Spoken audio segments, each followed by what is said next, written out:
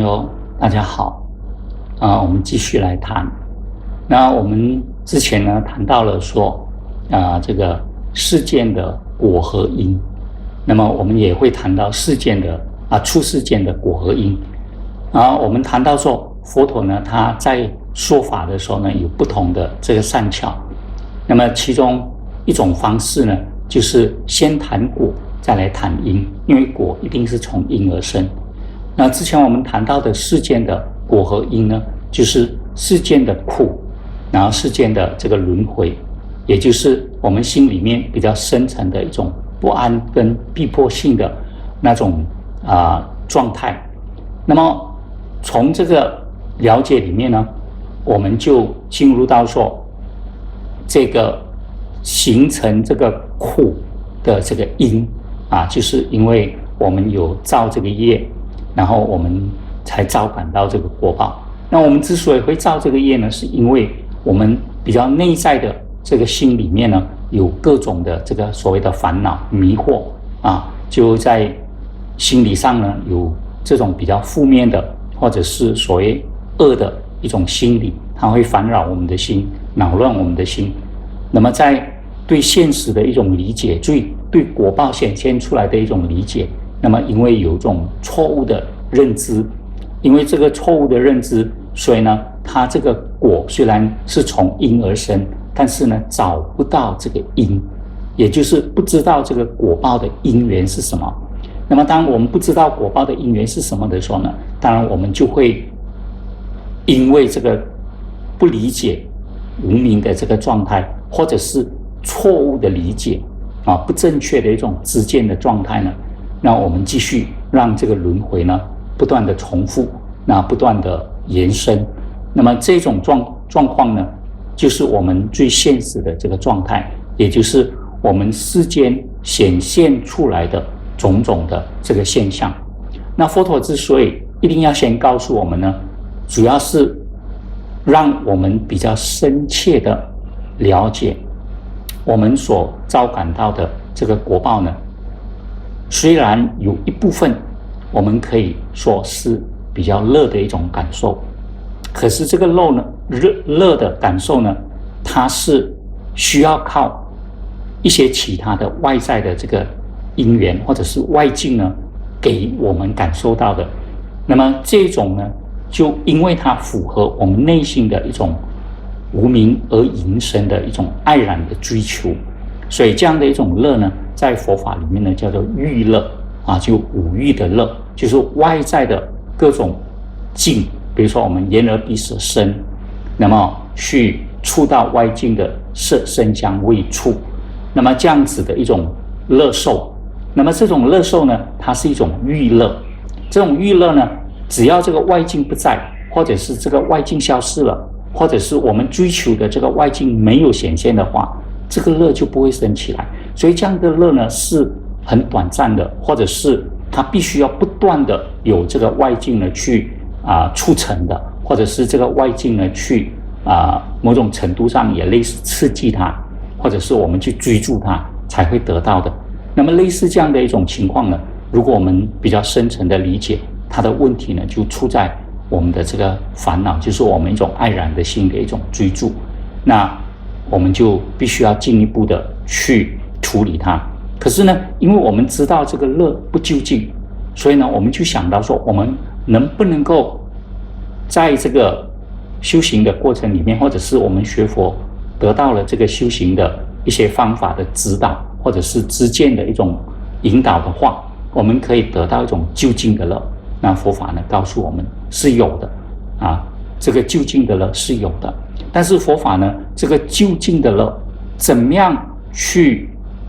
得到呢？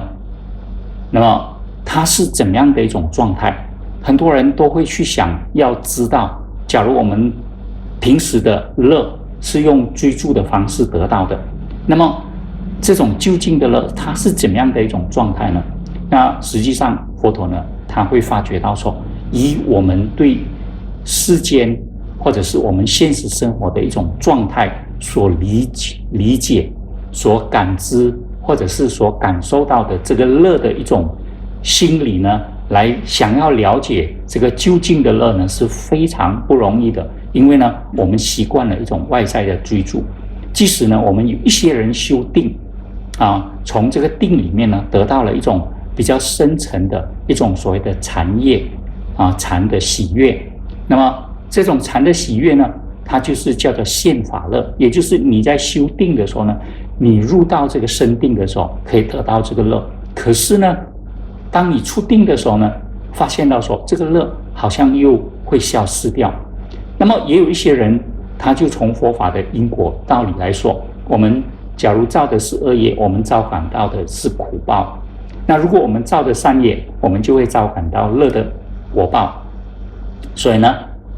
善业就遭感到这个乐报。所以呢，我们不断的在造善业，那我们就可以不断的遭感到这个乐报。那么类似这样的乐报呢，其实它跟我们之前讲的这个欲乐呢，它是有关系的。也就是说，我们造多一些善业，我们就会有更多的这个福报。那么这个福报的存在，它就会让我们的感受或者感知这个层面呢，觉得是快乐的。但是呢，我们又发现到说，类似这样的一个果报呢，当我们在追逐我们想要得到的时候，它不是现在就有的。可能我们在造善业的时候，我们说我们要得到这个乐报或者是这个福报的话，它是需要这个时间或者是未来才会有的，所以是未来的乐不是现在的乐。那么所以我们看到这一类种种的这个乐呢，在世间上不是没有，但是呢，因为它不究竟。那么我们习惯这样的一种乐的追求的人呢，我们想要去理解这种出世间究竟的乐呢，就很不容易。那佛陀呢，他需要说明的话，那么他就只好告诉我们，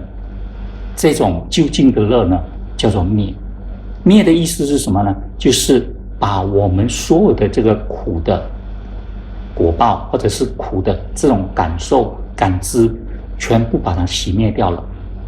所以说五蕴炽盛，所以五蕴在炽盛的时候，就好像这个火在烧，所以火在烧的时候呢，它一定是很热的这个热呢，导致我们觉得不舒服。所以呢，我们怎么样把这个苦给熄灭掉？也就是说，把这个五蕴炽盛的这个火把给熄灭掉。所以熄灭了这个以后呢，那就没有了这个热，那就处在一种所谓的清凉。那么这样子，这个就是我们认知上的一种乐。那佛陀呢，他实际上在说明这个乐的这个部分，或者说明这个灭的这个部分呢，他的确是需要用另外一种方式，比喻的方式，或者是比较反面的方式呢，来告诉我们。所以一般上呢，在佛法的修行呢，我们讲解脱烦恼不会说有用乐的这种跟苦相对的这个乐来说明，反而呢是告诉我们把这个苦灭掉。所以呢，四圣谛他不讲乐，他只是讲灭。但是呢，很多时候我们在学习上，或者是我们对世间法的一种认知呢，这个灭给我们的另外一种感觉就灭了，好像又有一种消极。所以有时候呢，佛陀也不得已，那么要用乐的这个字眼。当用这个乐的字眼呢，我们就要告诉我们说，我们有不究竟的乐跟这个究竟的乐。那么究竟的乐呢，在佛法的修行里面呢，其实它非常不容易形容。所以有时候佛陀也告诉我们说，我们必须要自己用功修行。那佛陀只能够告诉我们说，我们怎么样修行，让我们的这个苦灭掉。那么要灭这个苦，其实呢，不是直接灭这个苦，而是灭这个集。也就是说，我们必须要把这个无明灭掉。那无明灭呢，就是一种明。然后我们必须要把这个爱染灭掉。那么这个爱染灭掉了以后呢，我们就不会去追逐。那么这样子的一种状态呢，它就是所谓的这个灭地，所谓的乐。那佛陀呢也告诉我们，这个也叫做涅盘乐所以在讲涅盘的时候呢，我们有时候也会用乐。那有时候呢，我们把所有的这些问题寂灭了以后呢，我们也会说寂灭为乐。所以这个时候呢，我们又必须要用这个乐来形容它，所以是究竟乐、涅槃乐、寂灭为乐的乐。那么所以后来在大乘佛教谈到这个部分的时候呢，就会用所谓涅槃的乐就是涅槃过后呢，会有所谓的一种果报显现出来的一种功德。那么这个是大乘佛教里面所讲的，所以也就是涅槃的乐。那么所以呢，我们就知道说，在佛陀他为我们说法的时候呢，他从果来探讨这个因，然后呢再告诉我们出世间也是我们先理解，或者是先对这个所谓的一种乐这个果，也就是我们修出世间法的话，我们得到的这个终极目标的这个完成的一种状态。那么在分析了这个状态以后呢，让我们升起一种向往的心理我们很羡慕，我们很向往，希望能够得到这种究竟的乐、涅槃的乐，或者是寂灭为乐的乐，那也就是一种灭的这个状态。那么当我们也升起了这样的一种理解的时候呢，我们就会有了信心。那么我们也知道说世间的这个苦其实是可以熄灭的，世间的这个集也可以熄灭了，熄灭了这个集，熄灭了这个苦，那么就是一种寂灭为乐的这个乐。所以就讲到这个灭地把这个果报呢讲出来了，让我们知道了，让我们升起了一种信心，让我们升起了一种向往的心理。那么下来呢，就要讲到我们怎么样去证得这个涅槃极尽的乐那么在这个修行里面呢，我们就建立了所谓的这个道正道。所以呢，佛陀在四圣谛的说法里面呢，是从果到因然后世间的果和因，出世间的果和因。那么因为这样子建设呢，它才能够让我们更明确的了解到我们为什么要修行因为呢，苦是怎么一回事，这个苦是怎么来的，那我们清楚了。那如果我们把这个苦和这个集都灭掉了，那么它是怎么样的一种状态，那么这样怎么样的一种境界，然后我们有了这样的一种理解，然后我们产生了一种向往的心理，那么这个道正道呢，这条路就铺出来了。那么因为这样子铺出来，我们才会知道说我们修道的终极目标是什么。因为这个终极目标的建设呢，在整个修道里面很重要。因为我们很多学佛的人，他多数会停留在世间法的一种不断的学习，可是呢，忘记了建设终极目标。然后忘记建设终极目标呢，是因为对世间的这个因和果的了解不够透彻，那么对出世间的因和果也了解的不够透彻，那么所以呢，就没有办法很坚定的建立起这种修道，然后要完成终极目标的这个信心。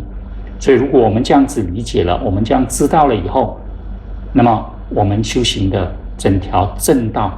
它就铺出来了。那么这一铺出来呢，我们在修行的时候呢，就很明确的知道我们修行终极的目标是什么，就是为了要证得寂灭为乐的乐，这个涅槃乐，或者是我们所谓究竟的乐。那么这样子的话呢，我们的修行就很明确了，我们的方向的目标就明确了。好，谢谢。